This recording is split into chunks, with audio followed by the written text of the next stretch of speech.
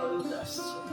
বাতাসে শিউলির গন্ধ পাই, না পেলেও মনের গভীর থেকে অনুভব করতে পারি।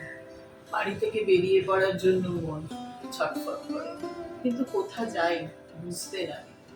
এমন সময় প্রবাস শুরু করলো দুর্গাপুজো, এক বাড়ির পুজোর চালচিত্রে।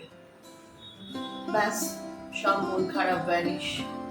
আমরা কখন পৌঁছবো প্রভাসের এই গন্তব্যে, সেই জন্য দিন গোনা শুরু হলো।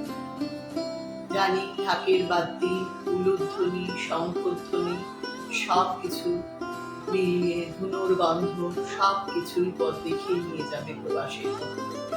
তবুও বলছি, প্রবাসের ঠিকানা I-1652 সিয়ার পার্ক, নিউ দিল্লি। এবার পুজোয় আসুন সকলে মিলে প্রবাসের মণ্ডপে, যাতে সবাই মিলে আনন্দে মেতে